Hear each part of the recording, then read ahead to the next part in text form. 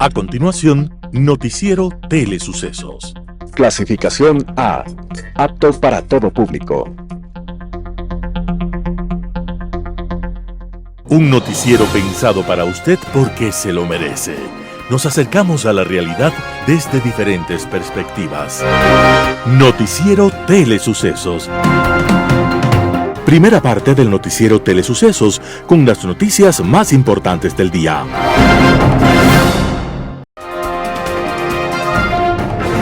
Las principales noticias del día. Titulares. Consejo de Participación Ciudadana y Control Social conforma un equipo técnico para la selección de Fiscal General del Estado. El riesgo país de Ecuador cayó por debajo de los 1.000 puntos por primera vez desde febrero de 2025. Jefa de la misión del Fondo Monetario Internacional está en Ecuador para tratar la segunda revisión del acuerdo. En política internacional, decencia y coherencia. Los editoriales serán de Hernán Pérez Luz, 6x10. Noticias del día. Consejo de Participación y Control Social conforma un equipo técnico para la selección de Fiscal General del Estado. La renuncia de Diana Salazar a sus funciones como Fiscal General del Estado obliga al Consejo de Participación Ciudadana y Control Social, CPCCS, a acelerar el proceso para designar a su reemplazo. Es así que este miércoles 21 de mayo, en sesión telemática, aprobó la conformación del equipo técnico que se encargará de brindar apoyo administrativo, logístico y operativo al proceso de selección del nuevo titular de la Fiscalía General del Estado. La decisión fue respaldada por 6 votos a favor, un consejero estuvo ausente. El equipo técnico designado estará conformado por delegados principales de cada consejero del Consejo de Participación y Control Social, quienes actuarán en coordinación con la Secretaría General del Consejo y en la coordinación de comunicación según lo estipula la resolución. El organismo recordó que según el artículo 290 del Código Orgánico de la Función Judicial, ante la ausencia definitiva del titular de la Fiscalía General, la entidad estatal correspondiente iniciará el concurso de oposición y méritos en un plazo máximo de un mes, contado desde la fecha que se produjo la vacante. Esto porque ya existe la veeduría ciudadana integrada y un nuevo reglamento con los plazos máximos para la designación de la autoridad. Una vez que la Asamblea notifique al Consejo de Participación y Control Social sobre la renuncia de Diana Salazar, este organismo dispondrá de 30 días para conformar la Comisión Ciudadana de Selección del concurso. Esto le permitirá iniciar de inmediato el concurso de méritos y oposición para la designación de la nueva autoridad, señaló el Consejo de Participación y Control Social. El riesgo país de Ecuador cayó por debajo de los 1.000 puntos por primera vez desde febrero de 2025. El riesgo país de Ecuador se ubicó en 995 puntos este 20 de mayo de 2025, faltando 4 días para que Daniel Noboa asuma su segundo periodo presidencial. Es la primera vez que el indicador cae por debajo de los 1.000 puntos desde el pasado 10 de febrero de 2025. Y es que en los días previos a las elecciones presidenciales de primera vuelta en Ecuador, el riesgo país había estado cayendo y se ubicó en 912 puntos el 5 de febrero, el nivel más bajo desde junio de 2022. Pero tras los ajustados resultados de la primera vuelta del 9 de febrero entre Luisa González y Daniel Noboa, el riesgo país se disparó llegando incluso al pico de 1.908 puntos el 10 de abril. No obstante, el 13 de abril de 2025, en las elecciones de segunda vuelta, Daniel Noboa ganó la reelección y el indicador ha estado cayendo. Así, entre el 10 de abril y el 20 de mayo, el indicador ha caído 913 puntos. El riesgo país es un indicador elaborado por el banco de inversión estadounidense JP Morgan que mide las probabilidades de pago de la deuda externa de un país. Se trata de una especie de termómetro diario que muestra cómo perciben a Ecuador los mercados internacionales, es decir, los acreedores a quienes el país les debe dinero y otros potenciales prestamistas. Por eso, cuando el riesgo país comienza a subir, es un reflejo de que los mercados internacionales están más nerviosos y temen que Ecuador no sea capaz de pagar sus deudas y caiga en lo que se conoce como default. Jefa de misión del FMI está en Ecuador para tratar la segunda revisión del acuerdo. La nueva jefa de misión del Fondo Monetario Internacional, FMI, para Ecuador, Patricia Tumbarello, se encuentra en Quito para presentarse ante las autoridades nacionales y continuar las conversaciones sobre la segunda revisión del acuerdo que el país mantiene con este organismo desde abril del 2024, informó el Ministerio de Economía y Finanzas este 21 de mayo en un comunicado. Ecuador está a la espera de que el FMI apruebe la segunda revisión de metas del acuerdo, lo que permitiría un desembolso de $410 millones. El multilateral había informado que la revisión de metas terminaría luego de las elecciones del pasado 13 de abril en las que Daniel Noboa fue reelecto. Rodrigo Valdés, director del Departamento del Hemisferio Occidental del Fondo Monetario Internacional, dijo el 25 de abril del 2025 en una rueda de prensa en Washington que el programa ha tenido muy buen desempeño en las metas fijadas. Sobre la revisión de metas para el tercer desembolso, comentó que el organismo estaba revisando las implicaciones que tendrá para la economía de Ecuador factores como la caída del precio del petróleo en el contexto de la guerra de aranceles. Ecuador tiene un programa de crédito vigente con el FMI desde abril del 2024 por $4.000 millones. De ese monto, el gobierno de Daniel Noboa ya ha recibido $1.500 millones. Representantes del Banco Mundial y del Banco Interamericano de Desarrollo también visitan Ecuador con el objetivo de preparar el financiamiento de los varios programas de apoyo presupuestario. Entrevista del día. En Radio Sucesos estuvo Mariana Yepes, ex fiscal de la Nación, habló de la gestión de la fiscal saliente doctora Diana Salazar. Escuchemos lo que dice. Yo creo que analizar la actuación de la doctora Diana Salazar en el máximo cargo de la Fiscalía General es importante, ¿no? Como bien anota, será la ciudadanía la que tenga la última palabra. Yo lo que puedo decir es que ella cumplió sus funciones y cumplió las funciones en forma legal, constitucional y además procesal, porque esa era su función procesal, el procesal penal. Esto que menciono, el cumplimiento de las funciones, nos lleva a un razonamiento. Muchísimos funcionarios no cumplen sus funciones o no han cumplido sus funciones, no lo han hecho apegados a la ley o no han cumplido por prejuicios, por compromisos. La doctora Salazar ha cumplido sus funciones sin compromisos, que eso es lo que llama la atención.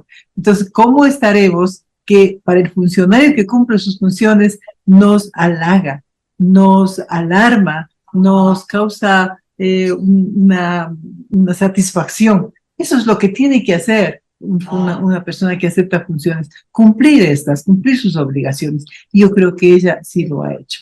Ha habido casos relevantes por los cuales se ha demostrado ese cumplimiento de funciones, como el caso Plagas, Sobornos, Metástasis, esa infinidad de nombres que le pusieron, que identificaron a estos casos en los cuales estaban involucrados no solamente delincuentes comunes, sino también narcotraficantes, abogados, lamentablemente en el ejercicio de su profesión, corrompiendo la misma, desvirtuando el ejercicio del derecho, y también ha habido jueces. Eso es lo más doloroso, que ha habido jueces, fiscales, altísima autoridad administrativa que controla la administración de justicia. Esto es un expresidente del Consejo de la Judicatura, ¿no? Y ha habido miembros del Ejecutivo, exministros, ex vicepresidente y expresidente, todos involucrados. Ha sido una red de corrupción en diferentes casos, pero red de corrupción generalizada y con vínculos en el narcotráfico y con el crimen organizado. Yo creo que ella cumplió sus funciones con valentía, con seriedad y con imparcialidad. De manera que tenemos los resultados. Hay algunos casos en que hay sentencias, otros todavía no han caminado, están haciéndolo y llegará el momento en que se obtengan los resultados.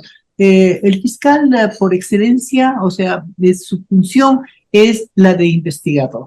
Y cuando no investiga debidamente se caen los procesos. Y en este caso, la doctora Salazar ha cumplido sus funciones investigando debidamente, con un equipo. Hay que destacar, como ella misma lo dice en su renuncia, que en ese equipo estaba el doctor Toalinga.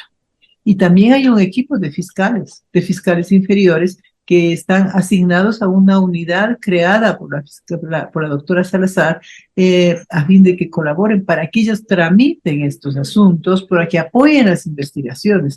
Yo creo que ese modelo continuará y que será el doctor Toalinga quien asumirá la responsabilidad si eres una persona caracterizada por su dedicación al trabajo.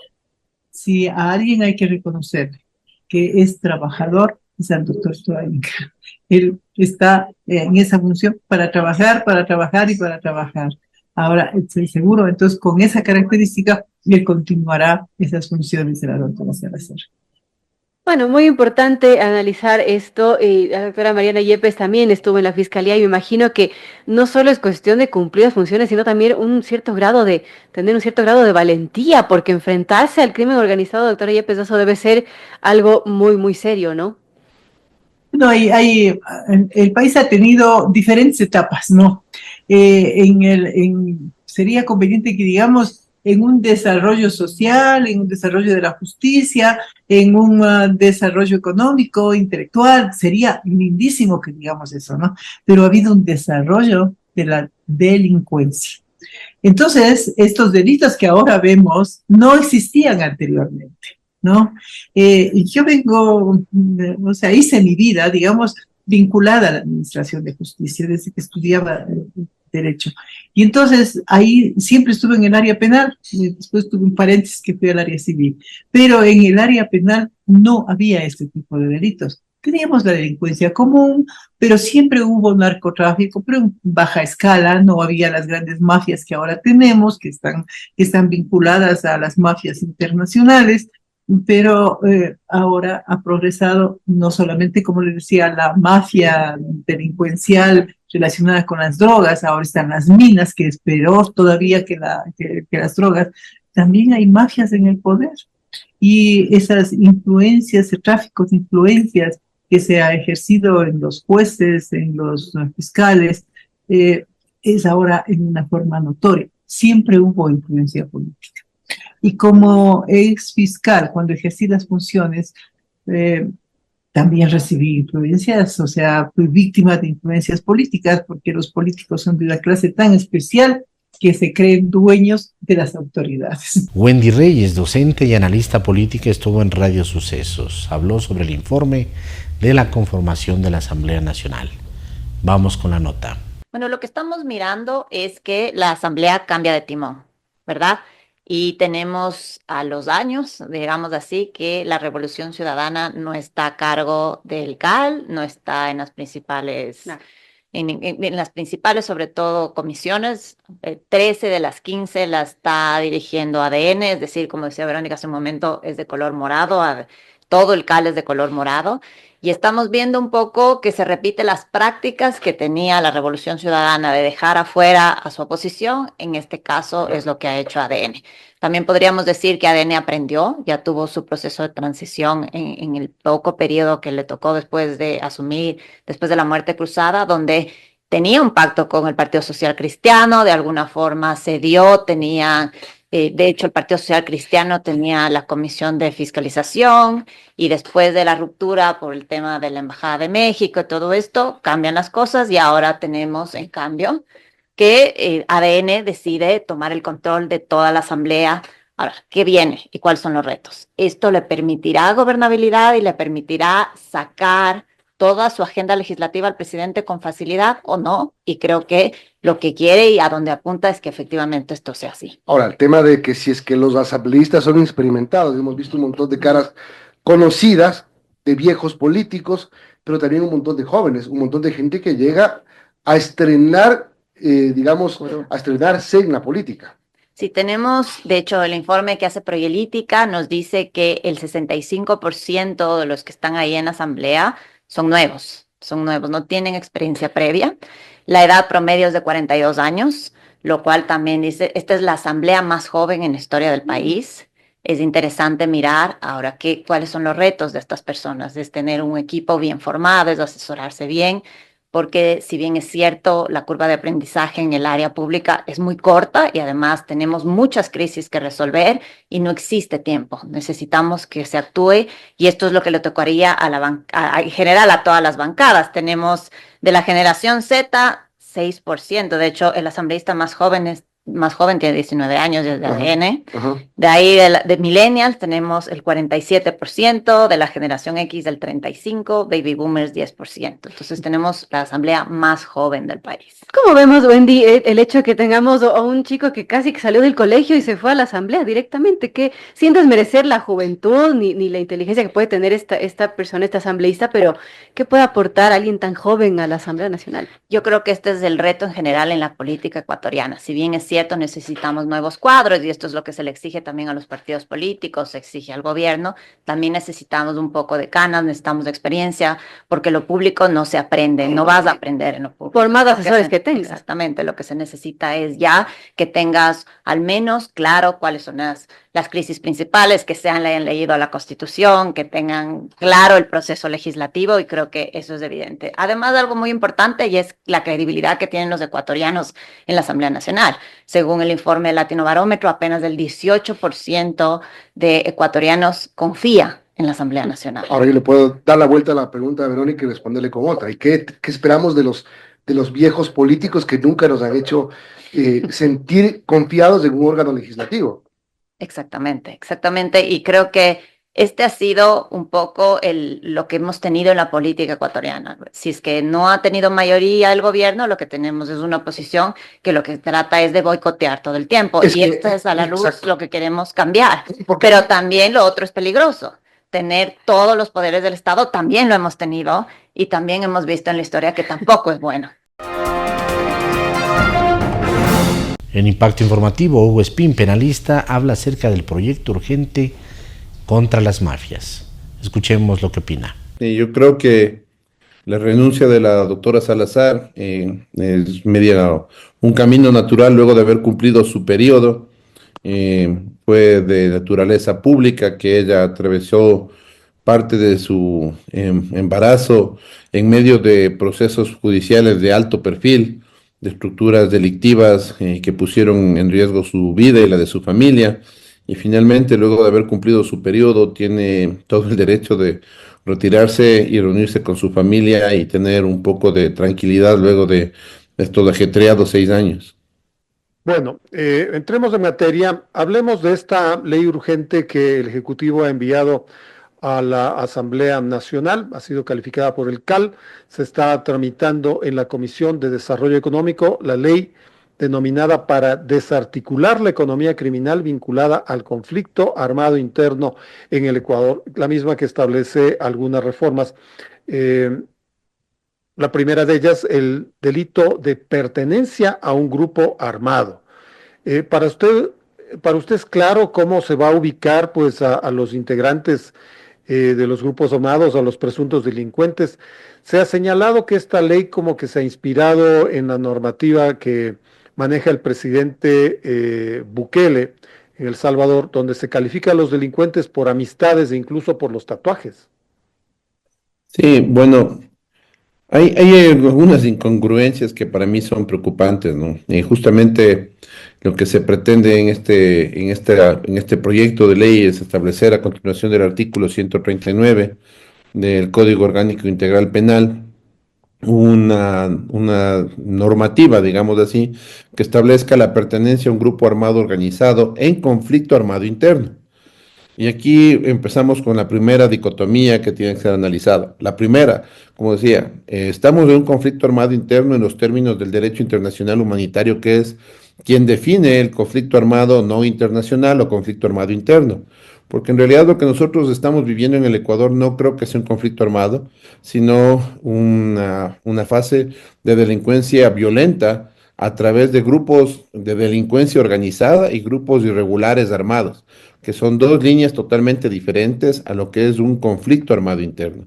En el conflicto armado interno hay una pugna por controlar el poder, que no es el caso, hay una exclusión de territorios, que no es el caso, hay el desconocimiento del Estado de Derecho, que tampoco es el caso. Lo que nosotros tenemos en este momento es grupos de sicarios descontrolados, tenemos delincuencia violenta que pugna por espacios y por control de territorios, como lo ha reconocido el propio ministro del Interior, que esta pugna de territorio es lo que ha llevado a enfrentamientos y el daño colateral es la ciudadanía que está en medio de estas disputas con la utilización de armas de todo tipo, armas inclusive de orden militar, explosivos. Hemos visto atentados de orden terrorista que tienen que ser juzgados como atentados terroristas dentro de los términos del Código Orgánico Integral Penal, porque define el terrorismo el Código Orgánico Integral Penal. Pero cuando nosotros nos vamos a definir un conflicto armado interno, la propia Corte Constitucional, en 2 sentencias, le ha dicho al presidente que no se configuran los elementos para este conflicto armado interno. Entonces yo creo que aquí hay un primer elemento. Segundo, estas ambigüedades no son permitidas en materia penal. En materia penal se prohíbe la interpretación extensiva y por eso el poder tener una definición de la conducta clara es un elemento fundamental para que pueda haber la adecuación de la actuación humana a la conducta tipificada. Y esto es un elemento fundamental en materia donde se va a establecer una pena punitiva de la libertad. Y justamente seguir adelante con esta interesante alocución. Es decir, las reformas que está promoviendo el proyecto de ley deberían ser a lo que sí está expuesto en el COIP o en la normativa ecuatoriana, que es terrorismo, no esto del conflicto armado interno. Sí, y tanto es así que el propio presidente calificó a estos grupos irregulares, armados, estos GIEs o estos grupos de delincuencia organizada, tiguerones, lobos, águilas, AK-47 y 22 en total, fueron calificados como grupos terroristas, pero nos decían que ha habido más de 85,000 detenciones en estos 18 meses, pero ninguno de ellos ha sido procesado por terrorismo. Han sido procesados por tenencia de armas, han sido procesados por asesinato, por sicariato, han sido asesinados por el uso de artefactos explosivos, por el incendio a las ciudades. Tuvimos por pirómanos, pero no por terrorismo. Entonces hay una mala concepción de lo que realmente está dándose versus lo que se quiere instaurar en este procedimiento de la difusión de grupos violentos. Anclados algunos de ellos al narcotráfico, yo creo que esta cuestión está fuera de toda duda, pero este anclaje al narcotráfico no les convierte en sí en grupos disidentes o grupos que pugnen por el poder o que estén controlando territorios como infiere el conflicto armado interno. El pasado 18 de mayo, en el Auditorio Mayor del Centro Cultural de la PUCE, se llevó a cabo por parte de la Embajada de Indonesia en Ecuador el gamelán y la danza tradicional de Indonesia. Nos sumergimos en el fascinante universo sonoro del gamelán, un conjunto de instrumentos originario de Java y Bali entre los siglos 7 y 11. Veamos el siguiente reportaje al respecto. Es un gran placer darles la bienvenida a esta noche especial del concierto de gamelan, el conjunto musical tradicional de Indonesia. Esta noche es el segundo día de colaboración de la Embajada con la PUCE, una de las universidades más importantes del Ecuador. Esta colaboración busca acercar Indonesia al público ecuatoriano a través de diversas actividades. En esta ocasión, la Embajada y yo queremos expresar nuestra gratitud a la PUCE por brindarnos la oportunidad de presentar una visión de la cultura de Indonesia a través de la música tradicional, los bailes y con mucha diversión. Esta noche podrán disfrutar de un espectáculo musical y de danza a cargo de miembros de la Embajada de Indonesia en Quito. Damas y caballeros, el instrumento musical que tenemos ante nosotros se llama gamelan. Es uno de los instrumentos tradicionales de Indonesia.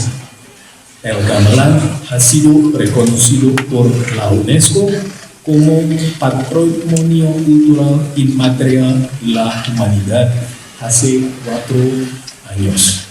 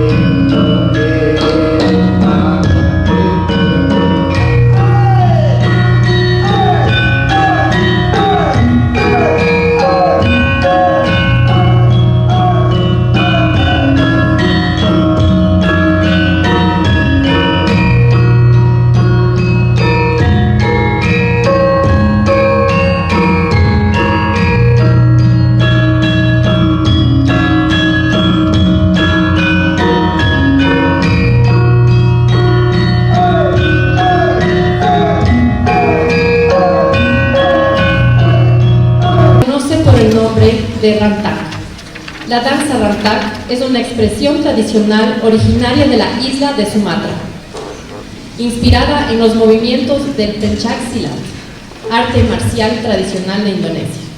Esta danza combina fuerza, agilidad y ritmo en una coreografía dinámica y sincronizada.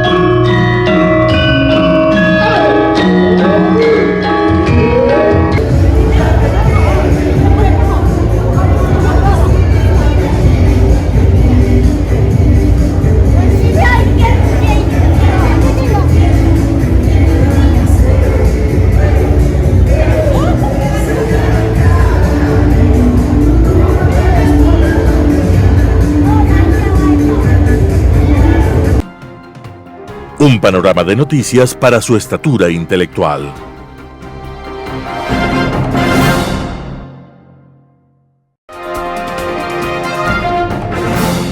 Global Hoy con Alan Catey.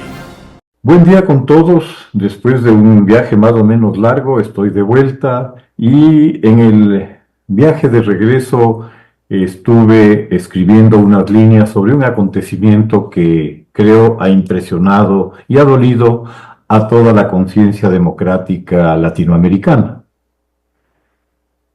Y he llamado a esta reflexión decencia y coherencia. Las unanimidades son, por esencia, incompatibles con la libertad individual, con el espíritu crítico y con la democracia.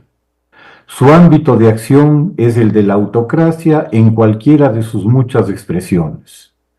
Según Borges, las ceremonias unánimes logran que la mera disciplina usurpe el lugar de la lucidez. Y es que la democracia es un ejercicio de razón, probablemente de los más complejos, pues exige una básica capacidad de empatía para ponerse dentro de los zapatos del otro y buscar comprender su punto de vista, aunque difiera del propio. Que esa diferencia no lo convierte en un enemigo al que se debe destruir, sino en un adversario con el que alcanzar acuerdos mínimos de vida en común en una sociedad humana. Es trágico ver entre muchas personas para las que el ejercicio propio de la libertad es una carga excesiva y hasta aterradora, una oculta admiración y, quién sabe, deseo de emulación de los insectos sociales. Parecería que el hormiguero o el panal de abejas serían el arquetipo de la sociedad perfecta en la igualdad de la uniformidad, rindiéndose incluso ante la necesidad de un poder supremo. Tan solo recordemos la famosa revolución cultural de Mao, que volvió a millones de jóvenes chinos en robots repetidores de las consignas, uniformados e idénticos en su fanatismo, con el librito rojo blandido como garrote y libro sagrado, en contra hasta de la memoria de su historia. En las derechas y en las izquierdas extremas, al igual que en las religiones, cuando la prédica se exacerba, pareja va la necesidad de la unanimidad y más recelosamente se mira a quien trata de ejercer su individualidad, de usar su criterio y no el del rebaño para evaluar críticamente esa realidad. Los celotes y los fanáticos ven en el ejercicio de la duda y de la razón a su más peligroso enemigo, aterrados por la posibilidad de contagio del subversivo y peligroso hábito de pensar por sí mismos. La reciente muerte de José Mujica, el antiguo guerrillero tupamaro, el eterno preso de la dictadura uruguaya de los años 70, encerrado en solitario por años, al admirado resistente que crece cada día en su imagen al interior del movimiento que contribuyó a crear, el Frente Amplio, que se vuelve una alternativa de poder ante los tradicionales partidos blanco y colorado en Uruguay. Lo notable en Mujica y en el Uruguay es la tan inusual capacidad de superación del rencor, de los anhelos de venganza, del implacable talión del ojo por ojo que a tantos países ha dejado ciegos. La figura de Mujica se agiganta por la práctica diaria de la decencia, de la coherencia y de la sencillez, reconocidas por sus opositores, contagiados de esa apelación básica a la razón y al entendimiento democrático. Sana envidia se tiene de Uruguay por los líderes que ha generado en el Frente Amplio, en la oposición, por la altura política a la que han llegado, volviéndose ejemplo de democracia en América. Sanguinetti, Tabaré Vázquez, Lacalle, toda una generación que han asumido sus altas funciones ejemplarmente, con la nobleza y entereza de aceptar las decisiones adoptadas democráticamente por sus ciudadanos, aunque no los favorecieran, sin echar sombras y dudas al sistema, todo lo contrario, prestos a defenderlo y enaltecerlo.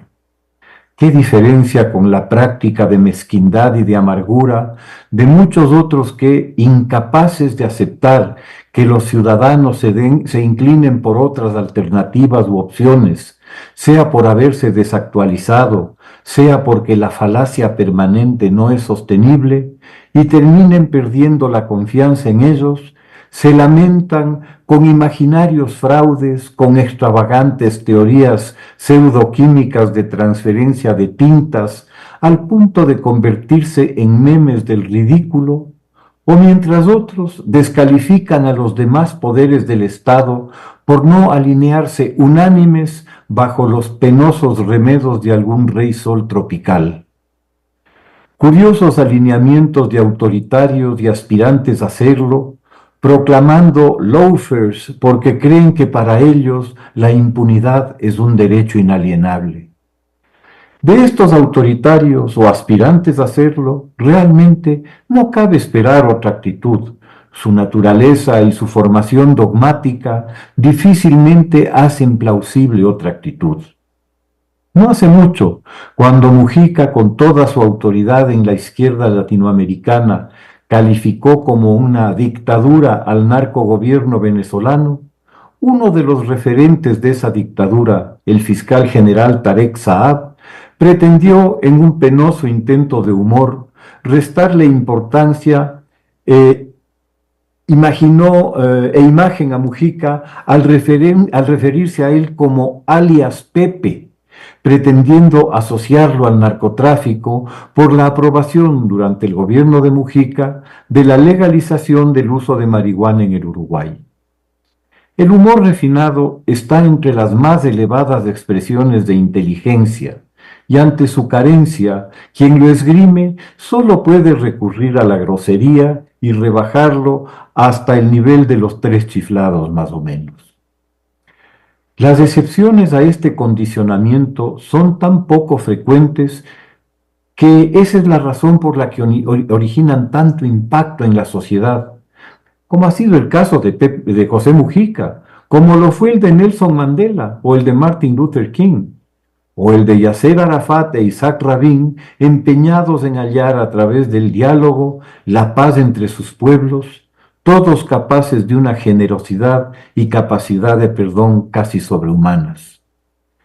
Lo que sí resulta preocupante, además de penoso, es ver similar mezquindad entre supuestos demócratas que no logran superar pequeñas miserias y rencores, reconocer en sus adversarios una decencia y coherencia esenciales y tener las mismas, expresando su respeto y admiración, ¿por qué no?, a esos personajes que demostraron poder superar los rencores y hasta naturales odios por todos los padecimientos sufridos a manos del poder.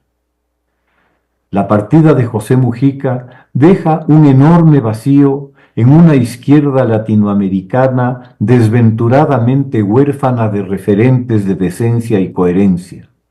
Apenas Boric en Chile y Argüello en Guatemala han mostrado las virtudes democráticas y la entereza ética que Mujica dejó. Con la relativa excepción de Lula, el paisaje es desolador. De la nueva hacienda del Ortegato, pasando por el intolerante y corrupto petrismo, a la putrefacción de Maduro, mirando a Evo, pederasta y violador, enfrentarse a dentelladas con su exministro y delfín Luis Arce, o el tristísimo papel de la señora Boluarte, vicepresidenta del aún más penoso Castillo, con AMLO y con Petro acogiendo y asilando a delincuentes condenados. Las proclamas de alguna superioridad moral de la izquierda latinoamericana tras los ejemplos citados no pasa de ser un enunciado vacío sin sustento alguno. Que del otro lado falte un sentido de altura, de reconocimiento y respeto por unos valores que están por encima de lo coyuntural y político, dejan pocas esperanzas para un cambio de fondo en la manera en que nos hemos debatido ya por décadas. Muchas gracias. Editorial. 6x10, Hernán Pérez Luz, El Universo. Crecer al 6% durante los próximos 10 años. Esa es la consigna.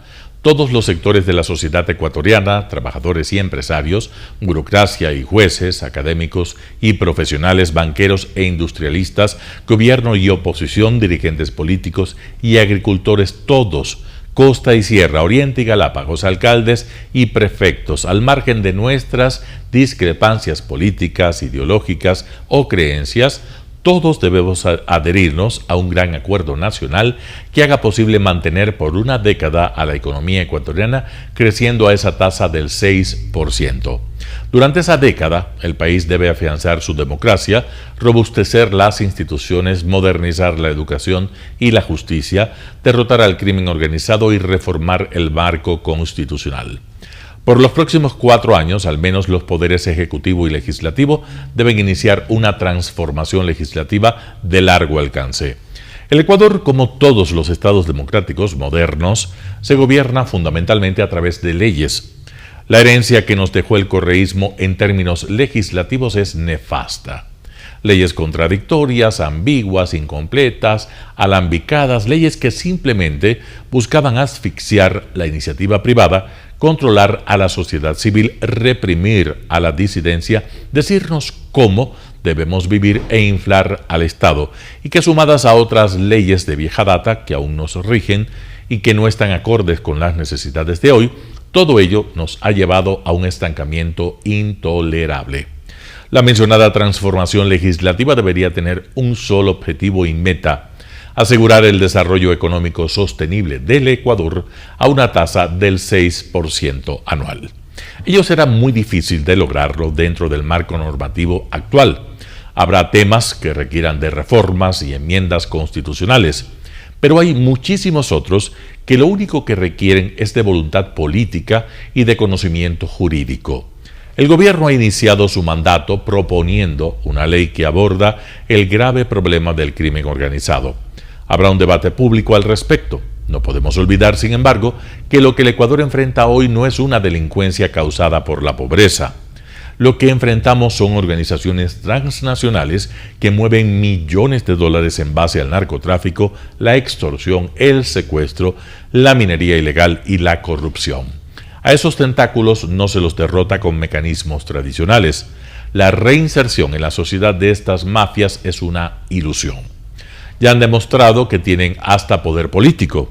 El financiamiento del narcotráfico en contra de la consulta popular de Lasso y tal como se ha confirmado en estos días, la conspiración delincuencial que lo llevó a disolver la asamblea son pruebas contundentes de la fuerza que tienen estas mafias. Es un poder que si no se lo neutraliza ahora, mañana será muy tarde. Los ecuatorianos perdimos una gran oportunidad, quizás la más grande de nuestra historia, cuando durante la década del correísmo el país tuvo ingresos que bordearon los 300.000 millones de dólares gracias a la bonanza de los altísimos precios del petróleo. Pero un modelo económico fracasado y una corrupción galopante nos dejaron arruinados. Sin tener hoy semejante flujo de recursos, el Ecuador tiene otra oportunidad. Hagamos un esfuerzo para no perderla. Hernán Pérez Luz, El Universo. Noticias internacionales. Bélgica pide retirar la inmunidad a 5 eurodiputados por el caso Huawei. Las autoridades belgas han solicitado formalmente al Parlamento Europeo que revoque la inmunidad de 5 eurodiputados bajo investigación por acusación de soborno y corrupción en el escándalo de la tecnológica china Huawei. La petición afecta a 3 legisladores del Partido Popular Europeo, un parlamentario de los socialistas y demócratas y uno de Renovar Europa. La investigación comenzó hace 2 meses tras los registros en las oficinas del edificio del Parlamento Europeo. La Fiscalía belga ha presentado cargos contra 8 personas, alegando sospechas de blanqueo de dinero, participación en grupo criminal organizado y corrupción activa. Las autoridades también acusan a los individuos de participar en tramas de corrupción a cambio de presionar a favor de la empresa china y apoyar una legislación beneficiosa para ella. Se espera que la lista completa de todos los implicados en el escándalo se anuncie en una sesión plenaria del Parlamento Europeo este miércoles.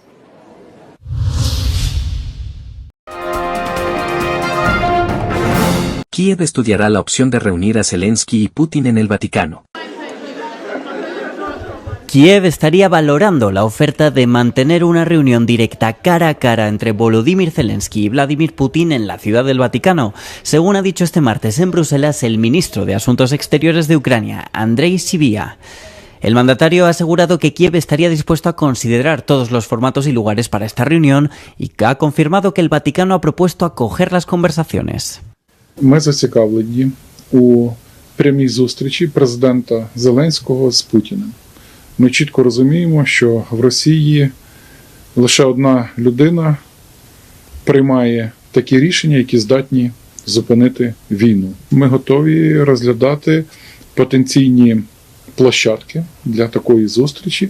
Так, я вам підтверджую, що пропозиція щодо організації можливих контактів, в тому числі на рівні лідерів, звучали зі сторони Ватикану. El presidente ucraniano también ha hablado de esta posible reunión con su homólogo estadounidense Donald Trump, según Sybiha, después de que Putin rechazase volar a Estambul para reunirse con Zelensky durante la semana pasada para unas conversaciones que él mismo propuso.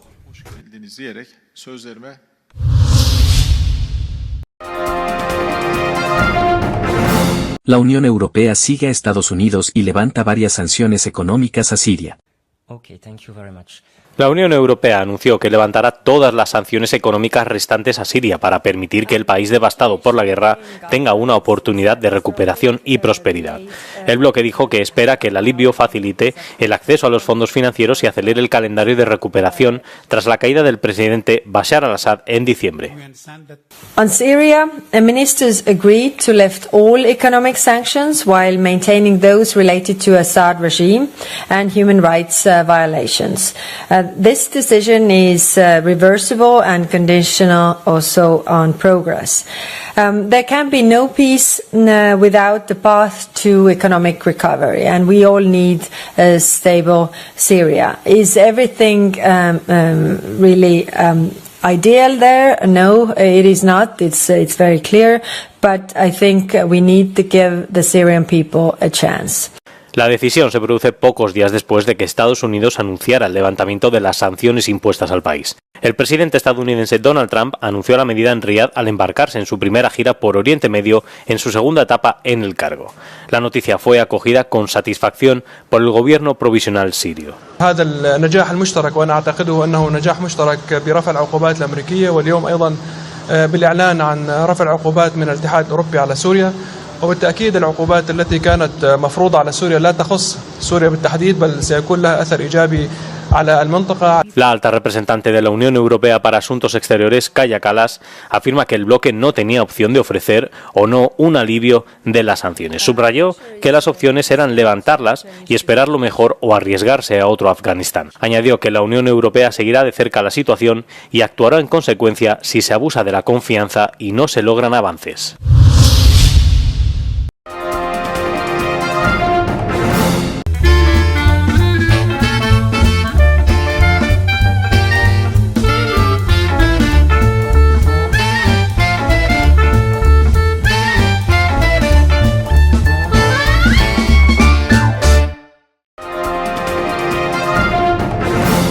Telesucesos Sports.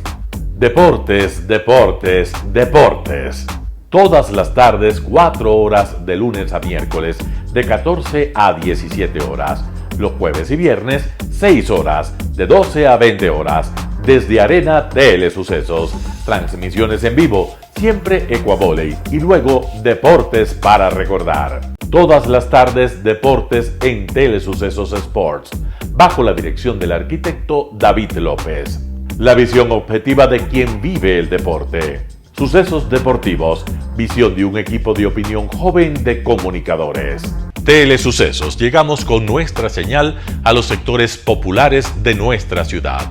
Quienes no tienen televisión por suscripción atenderán nuestra señal sin costo en Canal 29 UHF Telesucesos. Siempre ecuatorianos, resaltamos nuestra identidad. El básquet, esgrima, tenis de mesa, taekwondo, box y muchos deportes más en Telesucesos Sport, sin costo desde la comodidad de su hogar en Telesucesos Canal 29. Arena Telesucesos es una importante y funcional edificación cubierta dispuesta para la práctica y desarrollo de eventos del Ecuavoley. Si deseas asistir a los encuentros en vivo de Ecuavoley, comunícate con nosotros a los números de teléfono 2021-224 o al 0989-973-725.